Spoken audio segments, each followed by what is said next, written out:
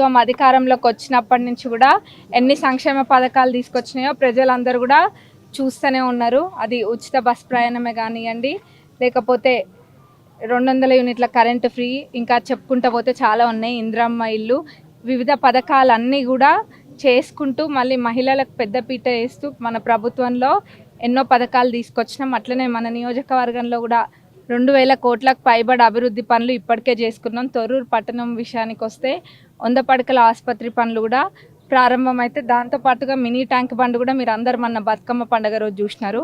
గతంలో మాజీ గారు ఉండి కూడా 8 ఏళ్ల నుంచి కూడా ఎక్కడేసిన పనులు అక్కడనే ఉన్నాయి, ఎక్కడేసిన గొంగలు అక్కడనే అన్న విధంగా ఉండే. నేను ఒక్కటే అప్పుడు మేనిఫెస్టోలో కూడా పెట్టినాము, మినీ ట్యాంక్ బండ్ పనులు తప్పకుండా పూర్తి చేస్తామని.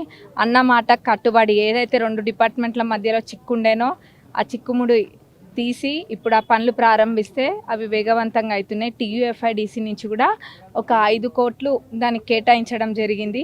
ఆ మినీ ట్యాంక్ బండ్కి ఇంకా కూడా అవసరమైతే ఇంకా పెట్టి ఇది నెంబర్ 1 మినీ ట్యాంక్ బండ్గా తీర్చిదిద్దుతాం తప్పకుండా.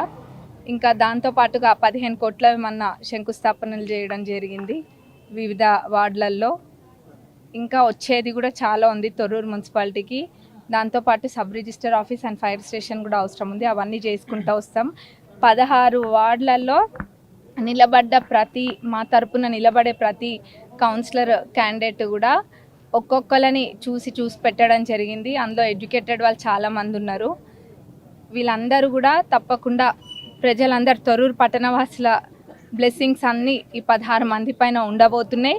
16కి 16 మేము కొడుతున్నాము. ఈడ చైర్మన్ సీట్ కాంగ్రెస్ పార్టీ.